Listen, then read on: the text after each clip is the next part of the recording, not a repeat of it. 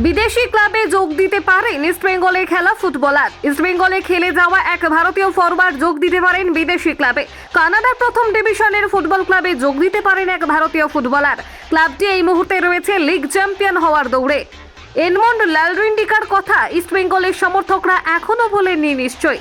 সেই এডমন্ড লালরিন্ডিকা এবার যোগ দিতে চলেছেন কানাডার প্রথম সারির ক্লাবে। মিজোরামের এই ফরওয়ার্ড ইস্টবেঙ্গলের হয়ে খেলেছিলেন 2020 মরশুমে। অনেক সম্ভাবনা নিয়ে কলকাতার ক্লাবে যোগ দিলেও লাল হলুদ জার্সি পরে প্রত্যাশা পূরণ করতে পারেননি। এডমন্ড নজর কেড়েছেন আই লিগের নতুন ক্লাব ইন্টার কাশির হয়ে। 2023 থেকে ইন্টার কাশির হয়ে খেলে নজর কেড়েছিলেন। বেঙ্গালুরু এফসি থেকে লোনে ইন্টার কাশিতে যোগ দিয়েছিলেন। 2024 থেকে হয়েছেন ইন্টার কাশির ফুটবলার। ভারতীয় ফুটবলের নতুন এই ক্লাবের হয়েই খেলে নজর কেড়েছেন 25 বছর বয়সী এই ফরওয়ার্ড। ইন্টার কাশি থেকে লোনে কানাডার প্রথম ডিভিশনের ক্লাবে যোগ দিতে চলেছেন তিনি।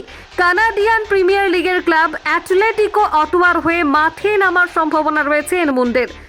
অ্যাটলেটিকো অটোয়া এই মুহূর্তে চলেছে খেতাব জয়ের দৌড়ে। 2024 লিগ খেতাব জয়ের দৌড়ে দ্বিতীয় স্থানে রয়েছে ক্লাব।